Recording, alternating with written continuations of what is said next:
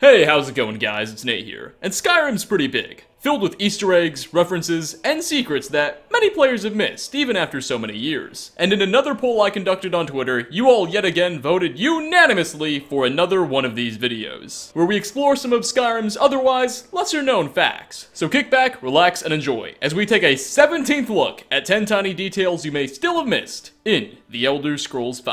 Starting off, southwest of Autumn Watchtower in the Rift, the player can find a bit of a curious sight. A couple of wolves can be seen prowling around a small ancient Nordic structure. Dispatching of these beasts shouldn't prove particularly challenging, but deciphering the scene inside this Nordic ruin just might. A dead elderly Nordic man lies curled up next to a chest carrying some leveled loot. Notably, our fallen friend is dressed only in simple rags, rather than anything more appropriate for the winter climate that's just outside. In his inventory is nothing but the clothes on his back and a silver necklace. Now, I don't know about you, but to me this has werewolf written all over it. The wolves outside, the ragged robes, which is what the player is always wearing after they've completed their transformation, and the silver necklace, with silver being a well-known werewolf repellent / kryptonite, depending on what movie you're watching. Also, right outside this makeshift tomb, nearby where we killed those wolves, just lying on the ground is a copy of the book The Physicalities of a Werewolf, which describes the physical changes undergone by various people who turned into these creatures, as documented by a researcher. It's fairly obvious what's happening here once you put the pieces together.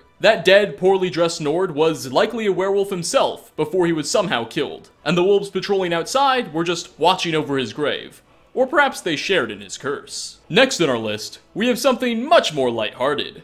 Inside Bree's home, the property the player can purchase in Whiterun, if you have upgraded the home to include a dining room, in a bowl above the pantry will be a gargantuan-sized loaf of bread. It has a unique model, roughly 2.5 times bigger than the normal-sized bread model we're used to seeing. It of course is the only loaf of bread this big, and nobody has any idea why Bethesda decided to do this, or dedicate time to it. Apparently someone at Bethesda must have finished their work and got a little bit bored, so he decided to play around with this loaf of bread size. Why he didn't work on patching the game, that's none of my business. Coming in at number 3, if the player has Belrand, a Nordic mercenary you can hire in the Winking Skeever in Solitude, as a follower, when you and him enter a cave together, he may say the following line of dialogue. When I was a boy, my friends and I used to play Seek the Wampus in caves much like this.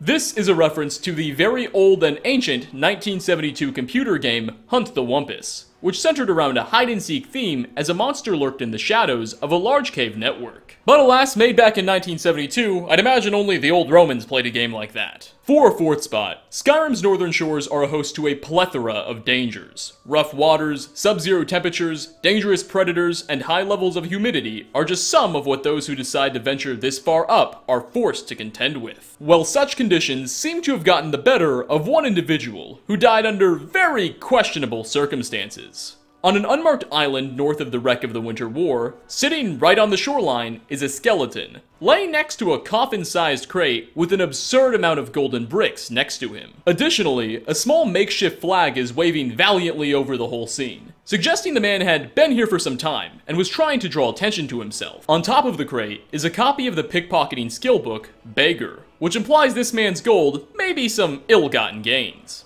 After discovering this, I was sure I'd find out this location is a reference to some movie or video game, but my research thereafter left me completely empty-handed. So whatever this man was up to is a complete mystery. At least until someone inevitably proves me wrong in the comment section. Halfway through at number 5, shoes can tell a lot about a man. At least in Skyrim, where they're often literally named based off of the profession of those wearing them. Well, one criminal cabal of vampires seems to have taken a very curious interest towards them. In Shriekwin Bastion, a Nordic tomb overrun with the undead north of Falkreath, in a small crevice, the player can find quite the sight. Dozens of shoes tucked away in a small room. The footwear varies from lowly miner's boots to the rather rare pleated shoes. It's likely these all came from the vampires as victims. But why the bloodsuckers felt the need to collect all of the shoes together in a single room is beyond me. 6th, in the Forgotten Vale, the player can find another mysterious death concerning a skeleton and some treasure. Tucked away behind a very easy-to-miss waterfall, or at least in the waterfall's easy-to-miss crevice, is the body of what was once likely a very ambitious adventurer, alongside his satchel and a treasure chest. Unlike our fourth spot, it seems very clear what killed this fellow, as when you approach the skeleton, an ice wraith will rise up and attack the player. After killing the pain in the ass, you can loot whatever random items spawn in the satchel and chest, as dead men need no jewels. Sticking in the Forgotten Vale for number 7, inside the Inner Sanction, a large temple-like structure that was once a center for Snow Elf society, but is now just a ruin, the Dragonborn can uncover a couple of familiar-looking skeletons. Pinned up against a wall on the temple's east side is a table, sitting at a 45-degree angle with a skeleton laying on top of it, reaching for a fellow skeleton underneath. This, of course, is a reference to the movie Titanic, as the scene mirrors one shown towards the end of the film, as Rose sits atop a piece of floating wreckage, reaching for Jack as he passes away into the sinking water. Nearly 18 years later, I still don't know why Jack just didn't climb up with her, but still, solid reference execution by Bethesda. Coming in at number 8, Fort Greenwall is a large, well, fort, sitting along the road to Riften. Depending on the faction you chose and the choices you made in Skyrim Civil War, you'll actually have a small battle here.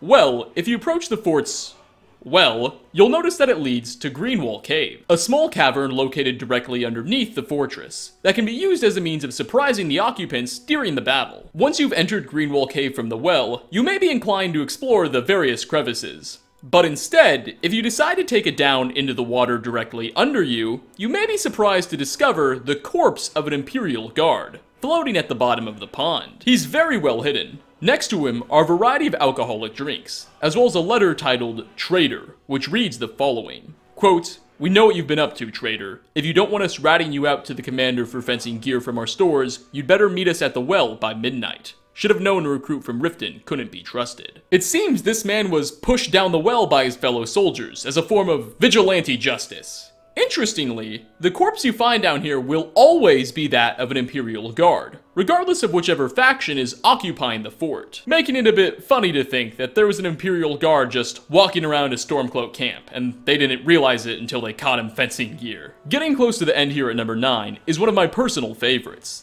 The Destruction Magic skill book, The Art of War Magic, by Master Arctis, is almost a complete parody of the real-life book, The Art of War, written by Sun Tzu thousands of years ago. Not only are the titles of these two works similar, but the structure of the two books are as well. In the actual Art of War book, each new section would begin with the phrase, Sun Tzu said, followed by a series of various points. Likewise, The Art of War Magic begins each section with the phrase, quote, Master Arctis said, followed by a series of points. Additionally, many of the themes conveyed by the Skyrim book, such as victory without battle is the best type of victory, are also heavily emphasized in the Art of War. This whole reference may be one of the more obvious ones that I've shown. However, when I found out about it, I was extremely excited, as I read the Art of War back in grade school in a bit of an attempt to impress people. Spoiler alert, that didn't work, you should not try that. But hopefully some of you appreciated this one as much as I did. And last on this list, north of the Forsaken Cave, hidden on a mountainside, is one final mysterious unmarked location.